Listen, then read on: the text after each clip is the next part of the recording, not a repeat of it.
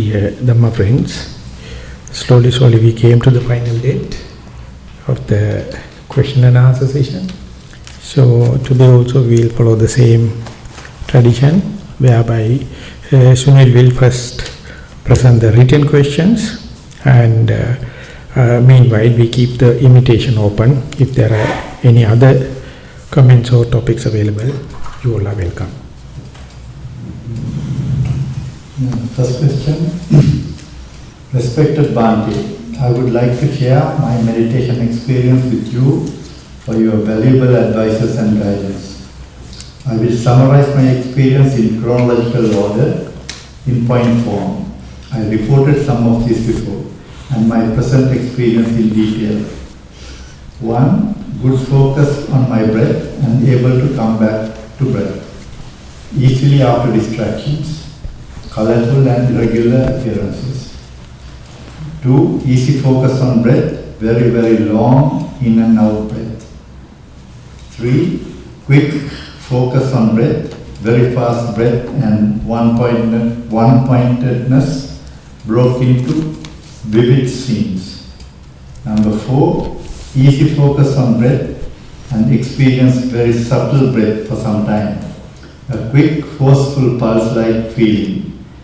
And a dark cloud appeared and dissolved into a black empty screen. I could observe this black empty screen for some time. I felt the energy flow downwards my body, similar in a fast ride downhill.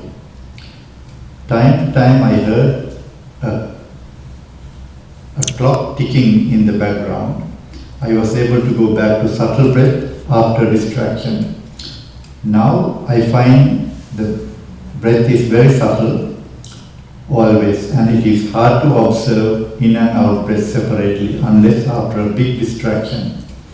When I am satisfied with subtle breath, I experience black empty screen and the relaxed nature soon. Please advise. Appear to be chronologically it has gone forward in a healthy way. So this is the way it happens when and where you are going to take full time or residential kind of retreat, and but when another mishap or calamity or something happen, again this trend will be broken, and you feel like that the order and the system broken like, but it is not the case. If you are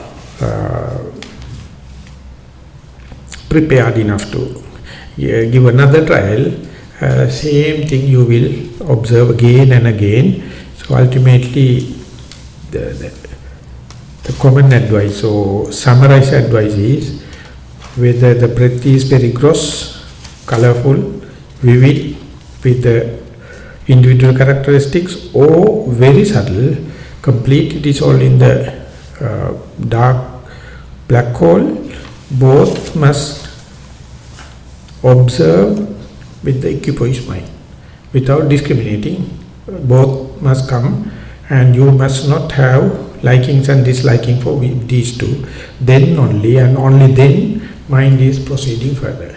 So if you are going to expect again and again only the black hole and hating the gross breath, there is also kind of a repercussion, kind of a whirlpool.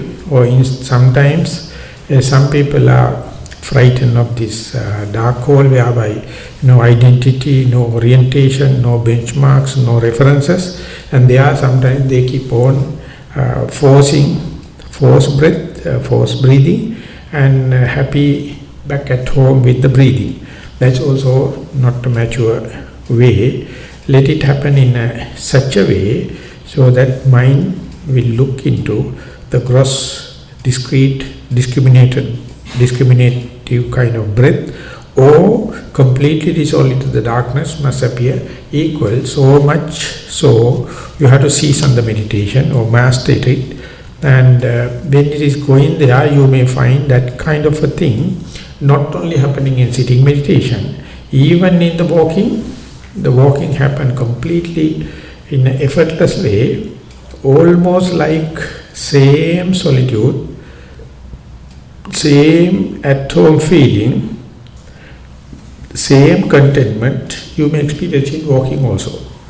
And further, when you go there, when you are doing your daily course, occasionally, even though it is unexpected way, again all of a sudden you feel like at home, things are happening, you may be performing some duties or tasks, but anyway mind goes to at home feeling or contented one, and all of a sudden again you come back to yourself and you feel, you experience like a robot working, and that time again go back to the effortless kind of work. When you further develop, even under the strange situation, even if you are in an unexpected situation in other houses or other places also, you find that at home situation is always at your fingertips. You feel all of a sudden strange thing happen, and without much trouble you can go to this at home feeling or contented feeling. And likewise that the feeling, the at home feeling become more familiarized. For example, whenever you see a wall hanger, a wall picture, maybe a watercolors or oil painting, not only you can see the picture, you can see the canvas also. More and more you practice, each time you see the picture, you see it's a very thin layer, and it is depicting natural normal scenery or living things. But the holding background or the canvas always there. So as far as mind is not well meditated and not penetrating, it stops at the painting level. I appreciate our color combination is good and picture is fulfilled and all the kind of thing. But later when you keep on practicing, what happens is you see through the picture and see the canvas also, and the picture is just a man-made thing, it is just artificial. But holding canvas, not much attractive, but seeing the canvas or seeing the picture together with the canvas is considered as a maturity. Some people put it this way: when a person go to the seashore, many are attracted to see the breaking waves, but all the time the horizon is there, it is very boring, very flat, morning and evening the same. So even though you are entertaining the breaking waves and pebbles and shells, seaweeds, all the kind of thing at the thin water, as well as you can see the most deepest part where the horizon, no movements, it is just waiting.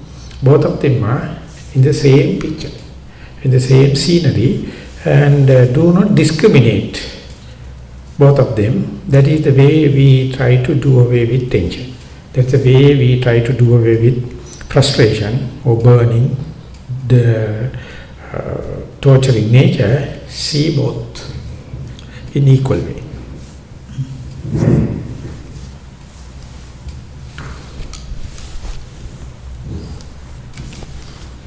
Dear Bhante, how should one practice mindfulness outside the retreat? Thank you for your guidance. Easiest way to see, whenever you are in a retreat, how is your mindfulness in the places other than sitting and walking. If you are mindful in your day-to-day activities in a meditation center, that is the easiest similarity you find in the day-to-day. So in a meditation retreat, many are quite concerned not to talk in sitting and not to talk in walking. But in day-to-day activity, they slack. And if that is the situation, when you go back home, that you have to suffer the loss. So you have to give much more attention, and in the protective sense, away from sitting and walking. That is the place the yogi can be measured and yogi can be rated, and then he or she may find easy to repeat back at home. So therefore, even though if you are in a meditation retreat, residential, if you are going to reduce meditation only to sitting and walking, or if you are going to define meditation only in sitting and walking, that means you are not developing the broadening of the mind. So sitting and walking is the place where you earn it, and other times you are protecting it. So if you do not know the art of protection, that you may, in a negative way, you will experience back at home. So therefore, do not try to addict to the meditation, but I would say get addicted into mindfulness, away from the posture, away from the time, away from the background. So ultimately you may find the best in sitting, and relatively little, not much deep but wide in walking, and in the day-to-day activities, no much of the depth. You can just be general mindfulness, and that is the what you are bringing it back at home. But if you are unconcerned, if you are not giving any value for day-to-day activities, mindfulness in the day-to-day activity, you may find it's a failure back at home, and now it is too late. You would have asked the question on the first day.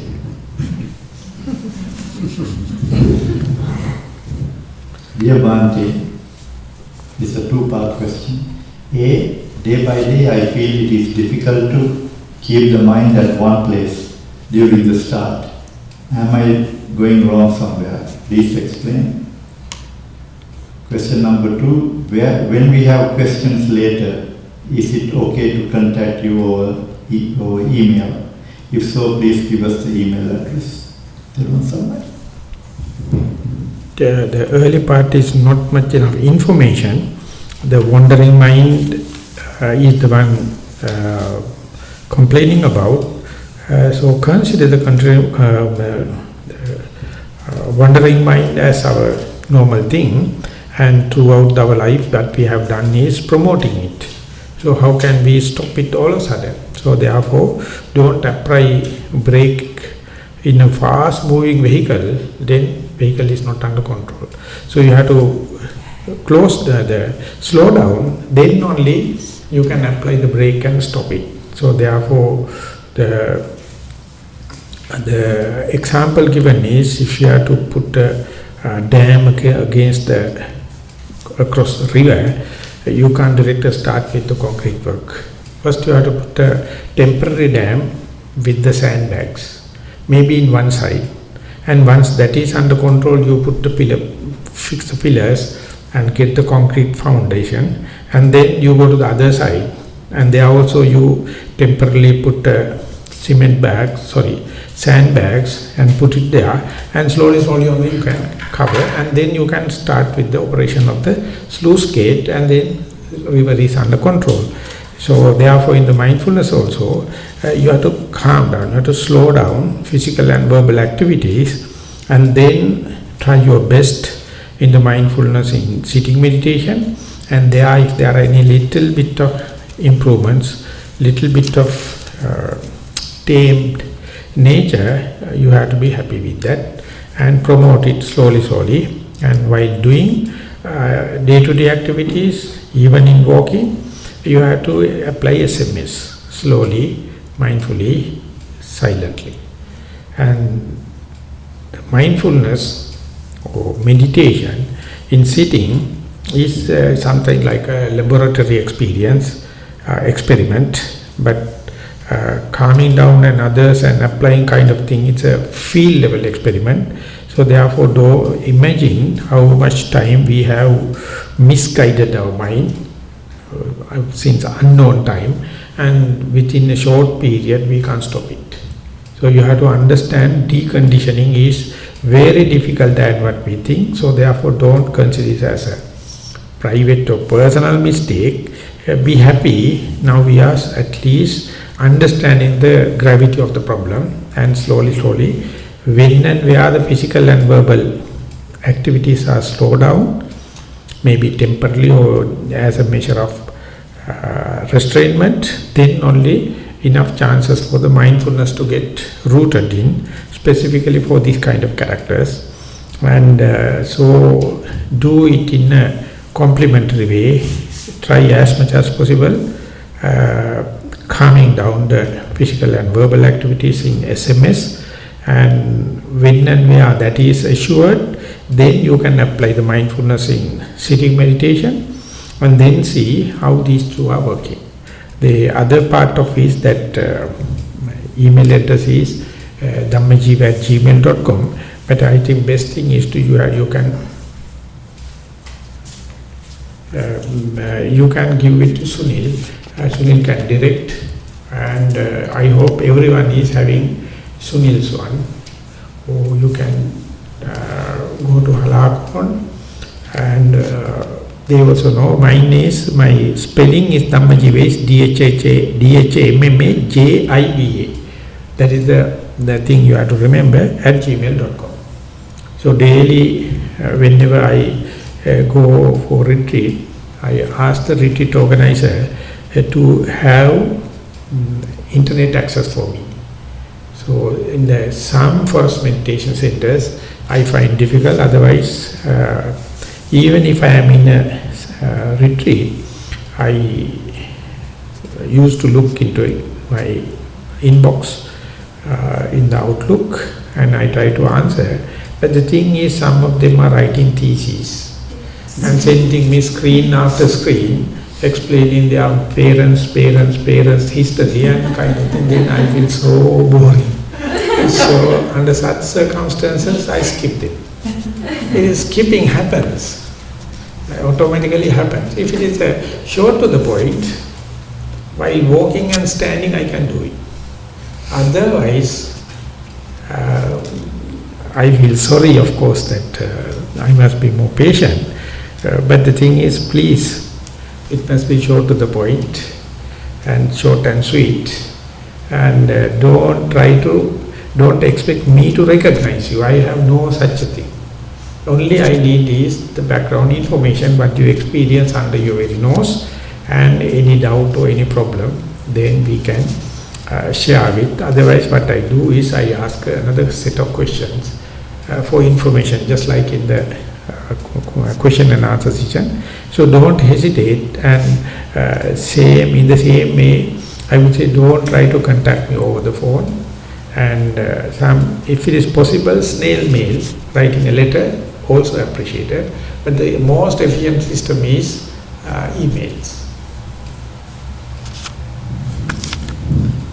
Dear Bhante, I want to thank you for your help with dealing with new pain. I watched it change locations and it appeared less sharp. Then like magic it jumped to my eyelid, twitching, and then to ask me to scratch.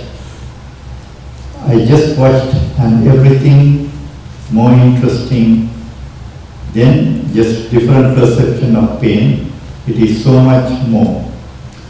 I start for 30 minutes of meditation, which helped my pain plus increase my focus plus comment. Curious question mark. That I am not sure if Sri Lankans would be bored. I am curious about new Buddhism is followed in different countries in Asia plus US. What parts would Buddha smile? That we got the main idea correct. Also finding out how you know you wanted to be a monk and what you did before. I can Google, but interested in your understanding.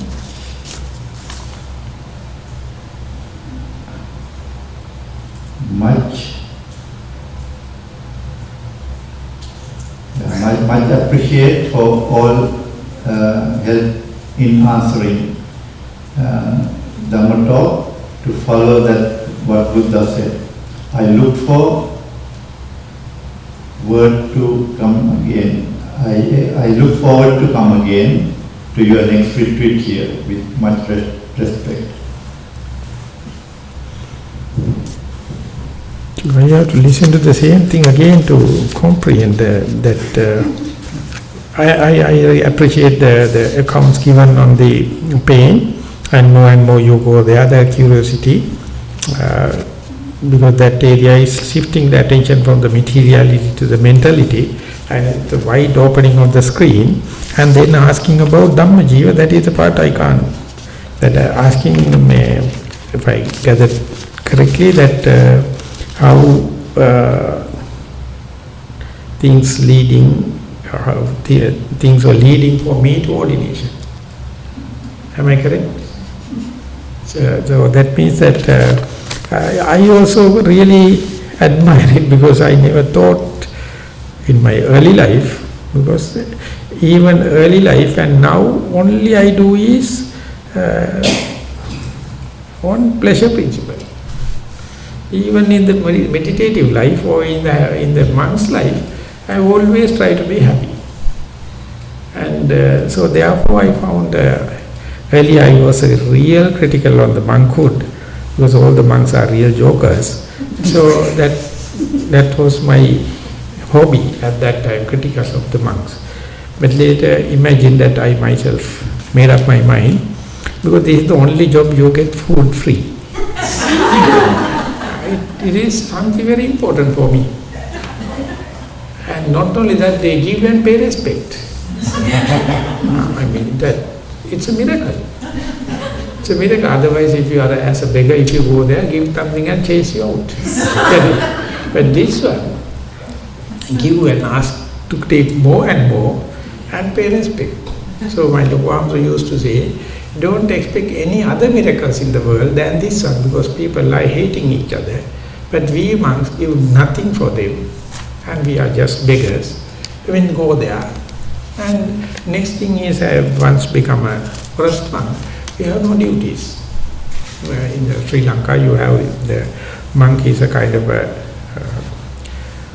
funeral director, like monks are funeral directors. They are taking all the ceremonies, and everything happen in the day life. Monks must be a witness. But in our case, no. People bring food, and we give 1 hour or so sometimes time for them, and we can go for meditation. So therefore, I found it's very efficient.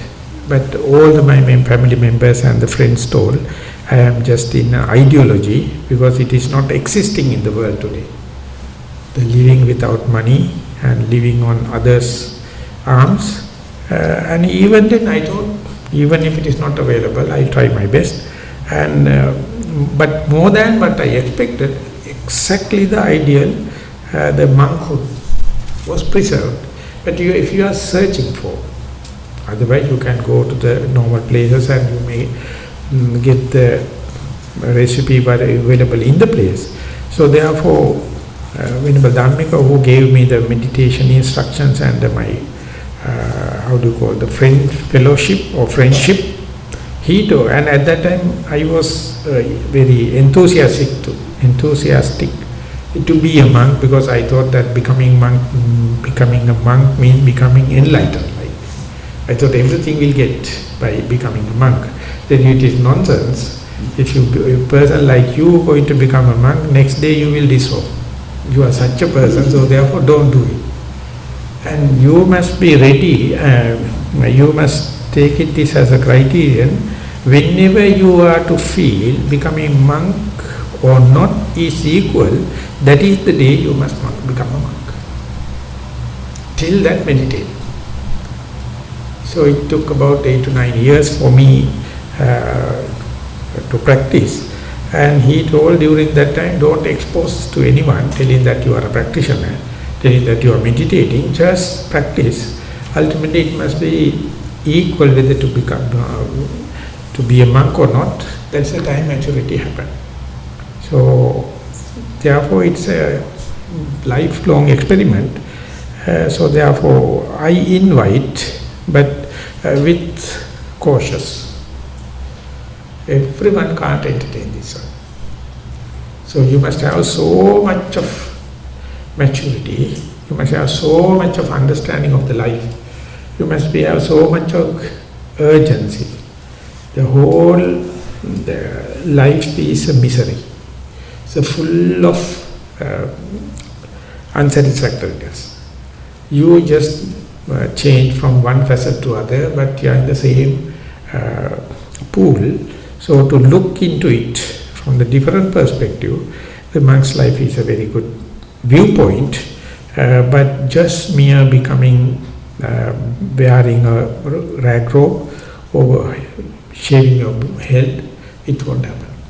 So it must happen in a gradual basis, and therefore mindfulness in that sense is a very good pacemaker, and to understand you while you are living in this life with the bondages, how to deal them in a indifferent way, in a distance way, and then you will understand your job will be much efficient if you can do with a distance.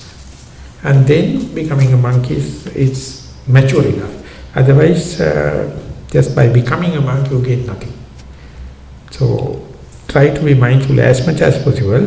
And then one day, when the fruit is ripened, it won't stuck into the tree no more. It falls down.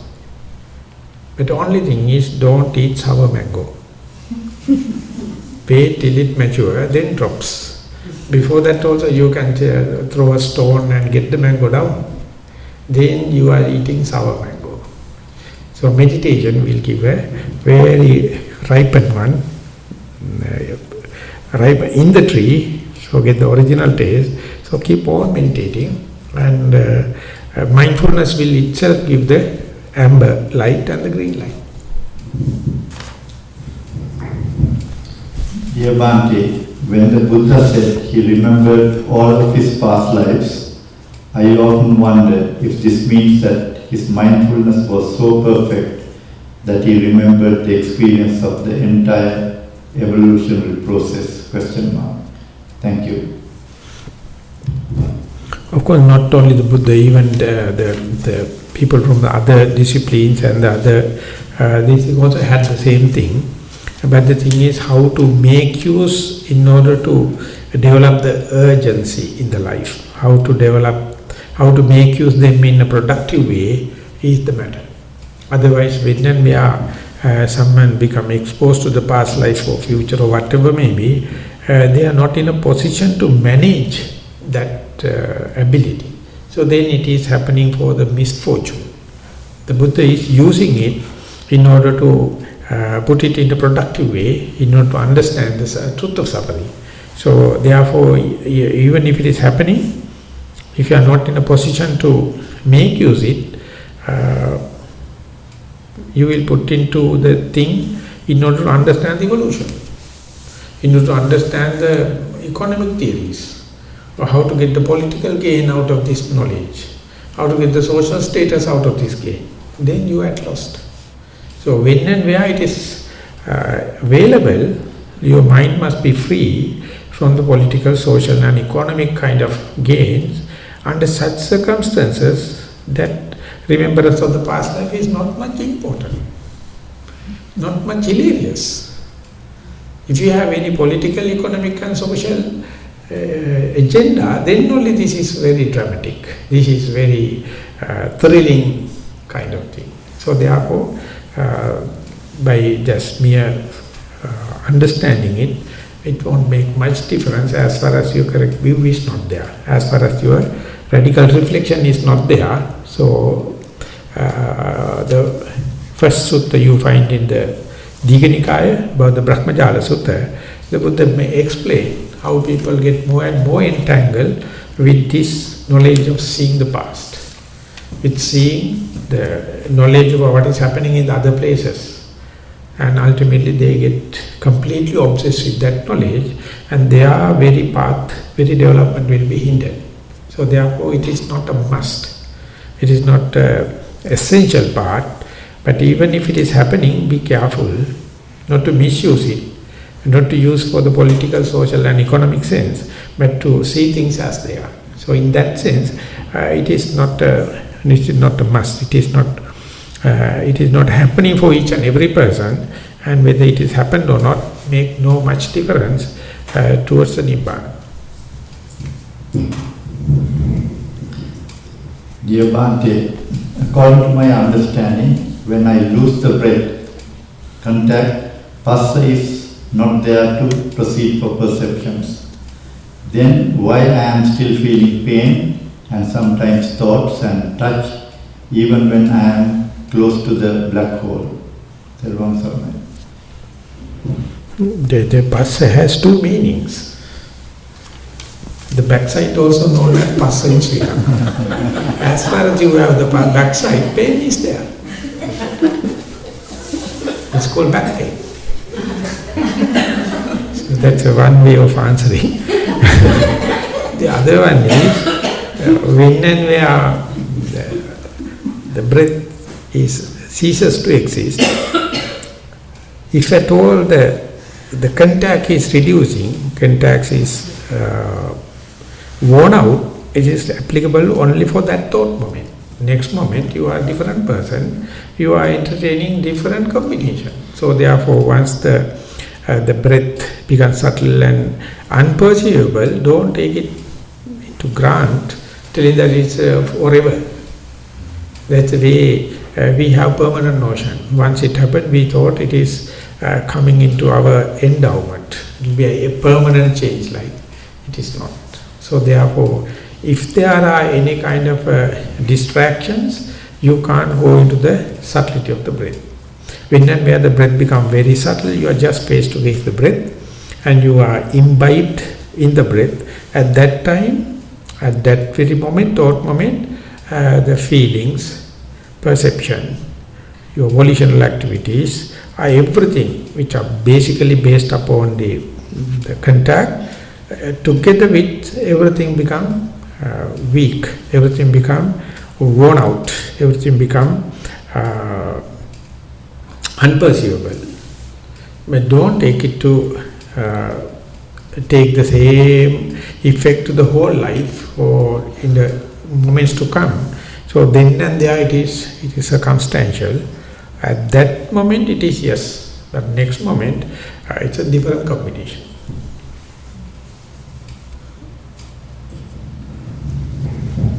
Dear Bhante, thank you for the explanations on how to deal with the thoughts that appear after the breath disappears and body calms down. Up to yesterday, I was under the impression that I have to suppress those thoughts because thoughts are kilesas. Now I understand why during some meditation sessions, whole time I am fighting to suppress these thoughts until my session is over and do not get anywhere at the end. While there are other sessions, because I get so fed up of fighting to suppress the thoughts and let them just happen, and all of a sudden I feel my thoughts stop and I merge into a deeper state of meditation. Though do not even bother me, thoughts do not even bother me, and calmness sets in. Is this because I allowed the catharsis, pus, to happen? Hope I explained this correctly. I can remember when I was in Panditarama, there was a question like that. One person wanted to get the shadows analysis. He told Bhante, while I am observing the in-breath, the rising and falling, I can feel some thoughts are working in the background. So clearly I understand the nature, how it comes. At a time they become a train thoughts or they become chain thoughts. When and where they become train and chain, it carries meaning. Otherwise they are just primordial shapes. They just arise and pass away like bubbles. So what should my attitudes under such circumstances to see the mechanism of the thought arising, or mind your own business with the primary objective, the in-breath and out-breath. So person wrote that question in English. and the translator put that into Burmese, and Sayadaw took it down in the Burmese and told, I don't understand these background thoughts and foreground thoughts and all the kind of thing. Then he asked that, please give me more information. That particular person, no, I am very clear what I am asking, and he gave a so lucid answer. It is a complete analysis, enlightening, and if you go to Panditarama website, still you can get it. There was one very fluent person from Singapore. He wrote the whole discussion and put into the website, explaining how is the thought process, and the inner thoughts is an intrinsic character of the living mind. They're just bubbling, and when and where they are making bubbles, you get interested in, put them together, hook together, ultimately it appears like a chain, it appears like a train. Then and there it is meaningful. If you disintegrate loops separately, they have no meaning. Always mind is busy. So instead, if you keep your attention with the breath, they become nullified, they become inert, they have no meaning, no train, no chain. But activity is going on. So they are called background thoughts.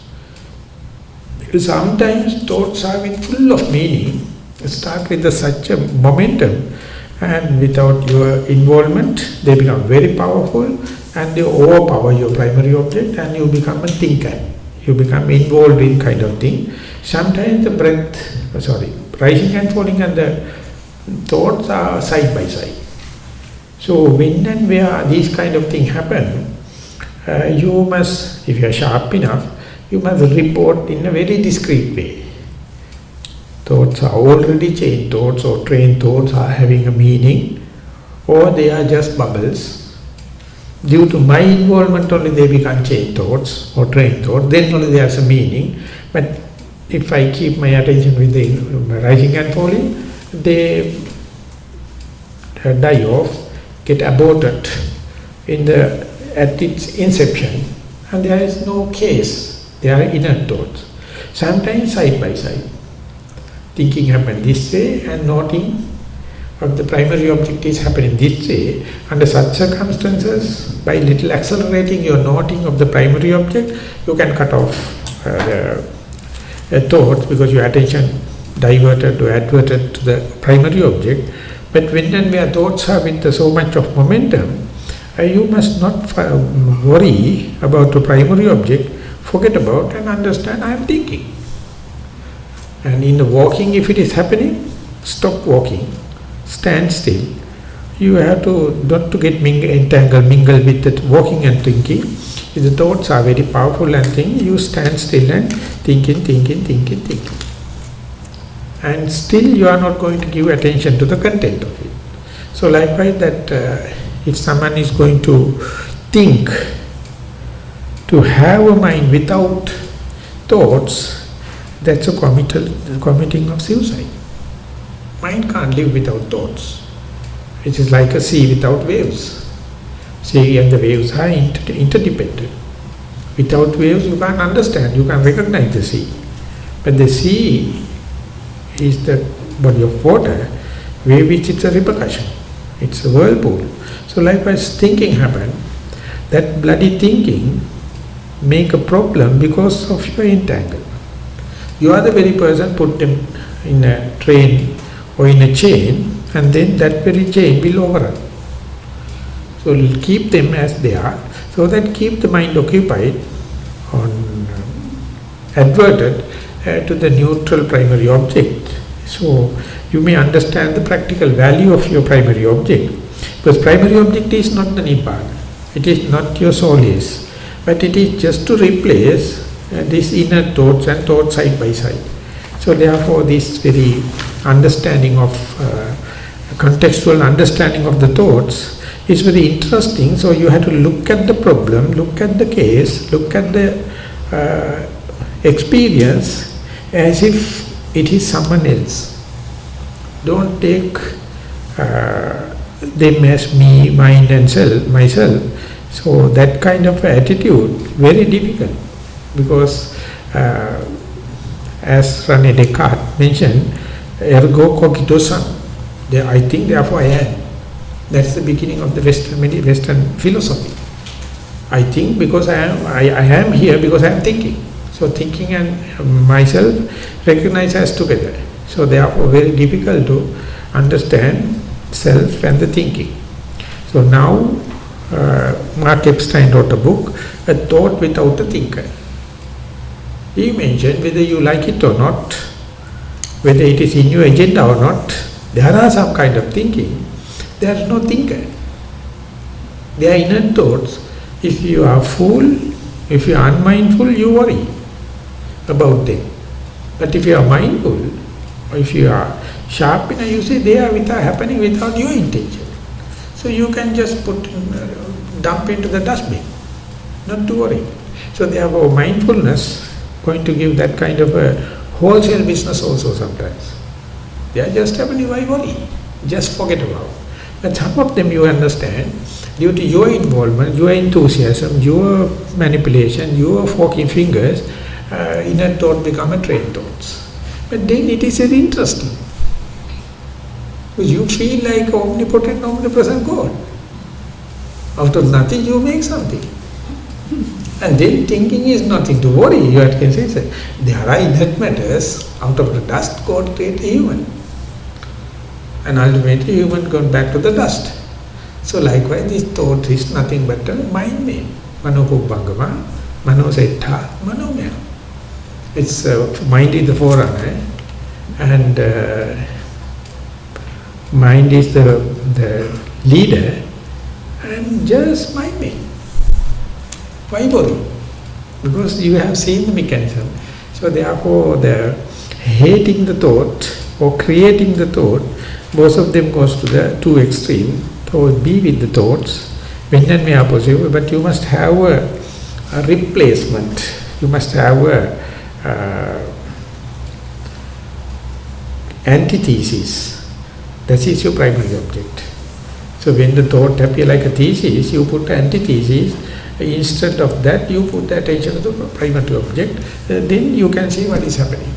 Likewise, but this is not at the preliminary stage. Preliminary stage you develop mindfulness on your corporeality or materiality.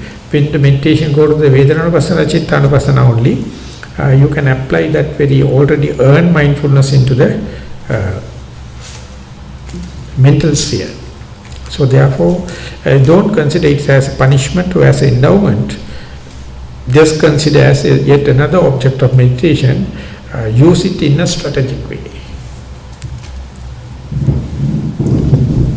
Dear Bhante, how can mindfulness and meditation help one face death and to help others facing death? Thank you.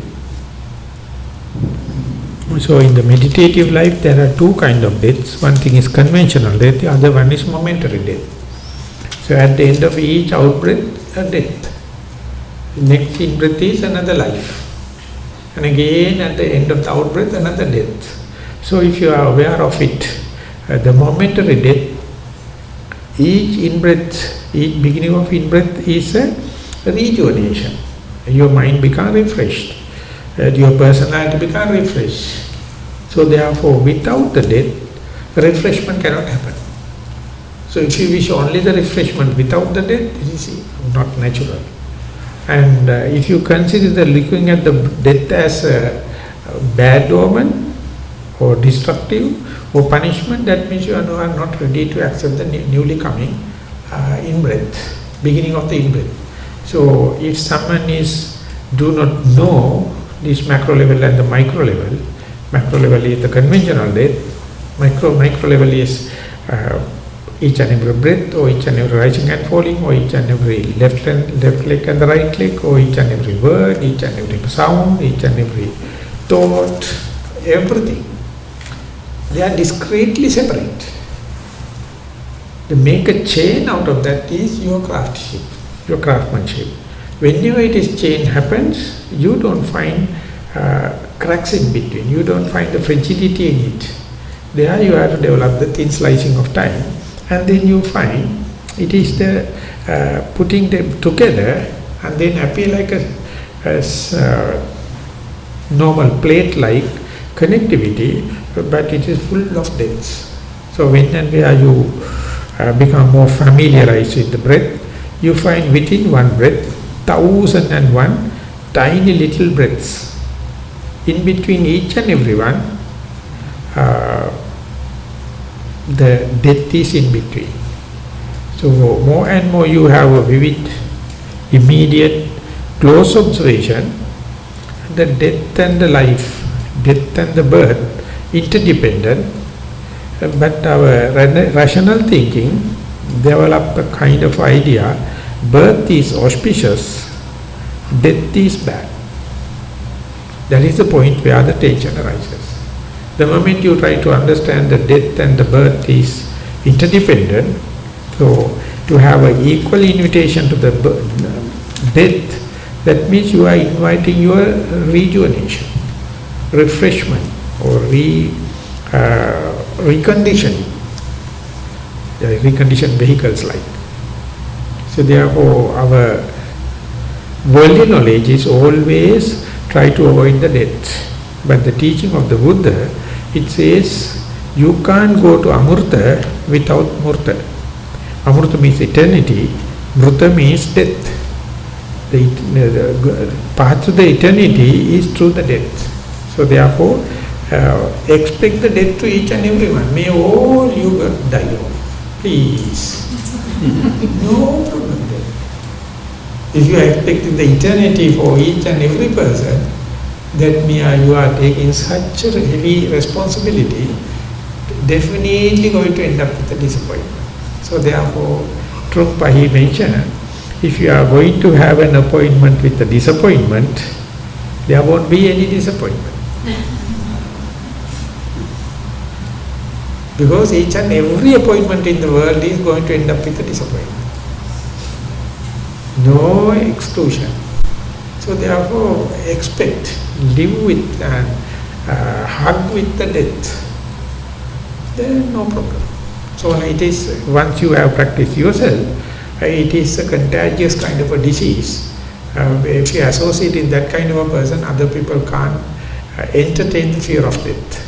So the Buddha, he exemplified it, and then still it is that his influence is there. So therefore conventional people, they are always frightening simply because they are not moral. By just becoming a moral responsibility important, then onward your attitudes to death, your attitudes to the defilements, your attitude to Mara completely change.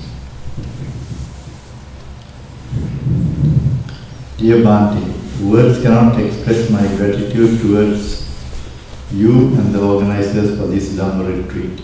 Can you explain how to remove conceit of the mind? Thank you. Don't thank the organizers and the retreat, there is no conceit. By thanking, you are developing conceit. You are imposing conceit. And then asking how to do away with the conceit. Our mind is so crafty. Always try to be very benevolent and thanksgiving, so you put other people on the pedestal and start whitewashing. And asking, please help me to get rid of my conceit.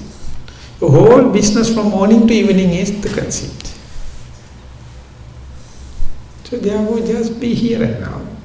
Don't try to exaggerate anything. Don't try to undermine anything. Let the thing happen in the normal order. Then without you the world runs perfectly.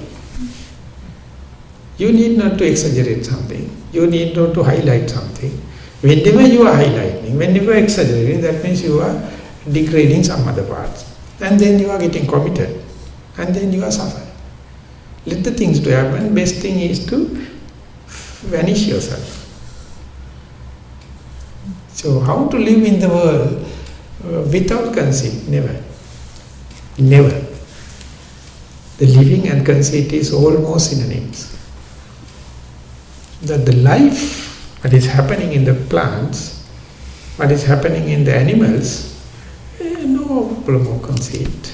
It's a life, it's a natural order. But we try to overdo something, and we try to be smart, we try to be one-upmanship, we try to be better than other people, and that is not much of a crime. But the worst thing is, we are trained in the second generation for that. No mercy.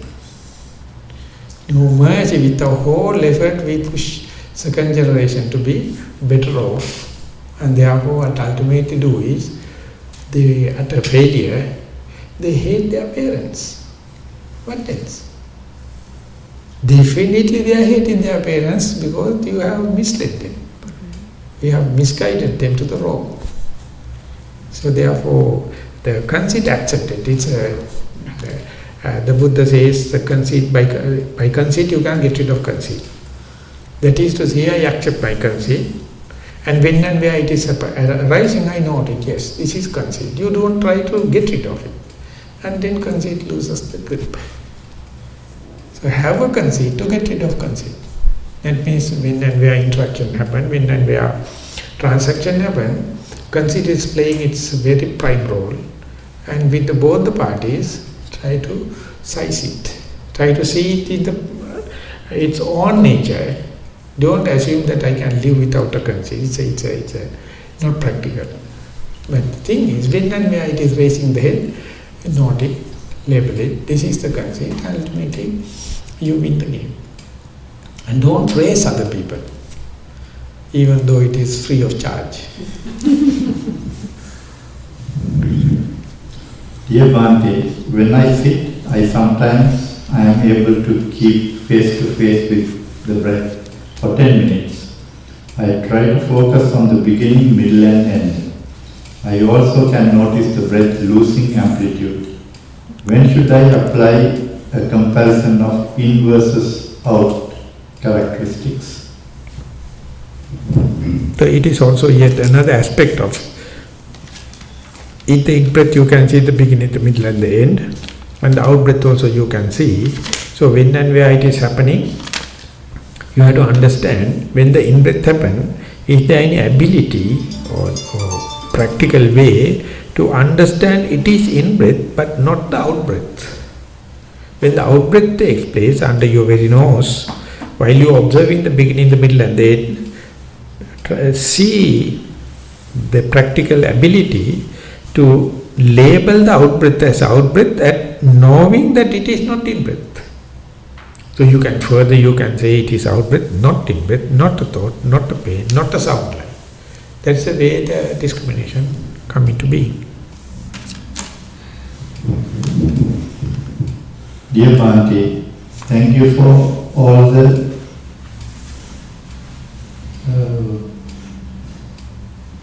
information you have shared with us in your Dhamma talks this retreat.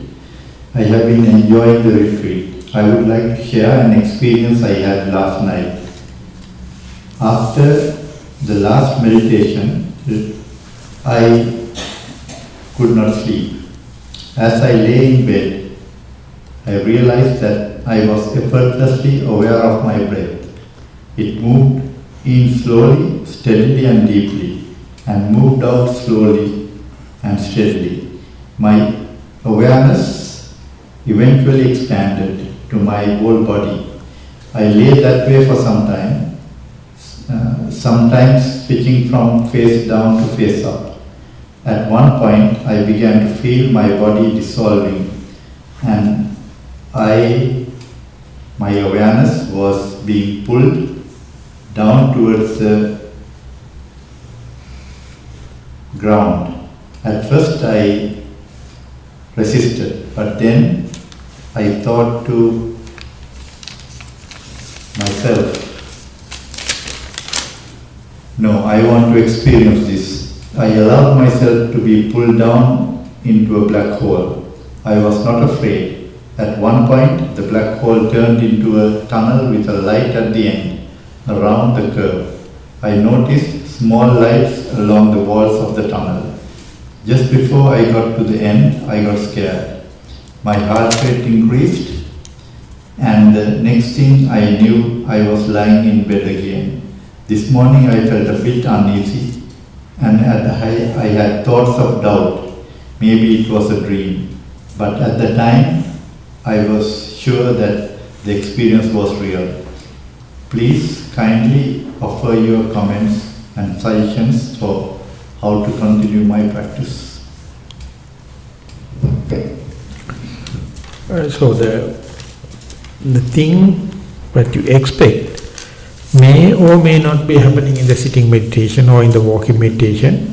When and where the relevant factors are aligned, the power transmission happens. So it is happening almost in effortless states. When and where you are putting forth effort, that is to organize your factors. But when the factors necessary, the variables come up to the maturity, they organize themselves completely in a different way. And when and where they become one-centered or one-pointed, things are happening. And therefore, at the beginning it is a science, but when something happening, it is completely an art. It's a proper balance. So when and where the balance and the harmony comes, you are no more. The person cannot be there. Ego not necessary. Conceit is necessary. The desire is not necessary. But the experience 100%. But verifiability, whether it is a dream or not, it never happen with the one shot. It is to happen number of times. When it is happening again and again only, you can understand. Earlier I had my doubt and the experience was not complete, and towards the end little agitated, but more and more you familiarize it, more and more you master it, you can see the beginning, the middle and the end in a very calm and peaceful mind. And when and where it is go to the maturity, not only that very particular sitting you get the confirmation or verification, even the early things which was not complete and had the doubt towards the, whether it's a dream or reality, also disappearing, and reinforcement happens, kind of a immunity developed. So therefore this very early incidents indicate your potential is there, but you are not skillful, you are novelty. But repetitive application and establishing the same thing, earlier part you need your willpower, early part you need the consent, early part you need the volition. But when it is happening, no volition, no willpower, due to the balancing of the variable factors, it is happening. So therefore, as far as meditator is there, meditation is not complete. Meditation complete whenever the meditator is not there. You cannot be there, you can't witness it, you can go near to, and before the maturity happens, you are no more. But experience remains. That experience was not yours, that is universal. That is the absolute experience. So therefore you are just witnessing from science to the art and just letting go. After a while it is happening habitually. So these are very good potential thing, and giving so much of determination, mind power for you to go forward, boldness or without hesitation, going there. And early part was explained by the faith, but now you go with not with the faith on the Buddha, due to faith upon yourself. Ultimately you do it in a habitual way. So just like other habits, at the beginning you have to do, at the end the thing will happen. Service done, you are becoming just a neutral distance observer. So, but anyway, these kind of thing we can categorize as good thing, and showing the potential of the particular person. That you are reaching home, is that the place? Yeah, that you have to make it homely by familiarizing. Otherwise you feel strange. And that is called fear of freedom. That is called fear of new. That's called fear of unknown. So that is why always the Nibbana is coming and tap on your door. You say, please come tomorrow, I am busy. So we are so sharp, Or we'll say, I can't say give the consent, I have to ask for my wife. This is what it happens. Because Nibbana is, it doesn't care whether you male or female, that you come and tap on the door. You will hear it and you feel like something strange, something new, something novelty, you never open the door. That is what we call our conventional knowledge. That is what we call our idiotness. That is what we call our foolishness. That's what we call our darkness. So one day you have to learn, come over Chicago, frog jump into an old pond, plop. The time is up now. Maybe I'll pass the time. And the questions also finished. Questions also finished. So it is a very good end. You have to announce first that question finished. Okay, now we have finished all the written questions and time also up. So we will be taking time for walking and private time, and at 4 o'clock, as usual, we will be meeting for the Dhamma talk today. Thank you very much for the participation. Sadhu, sadhu, sadhu.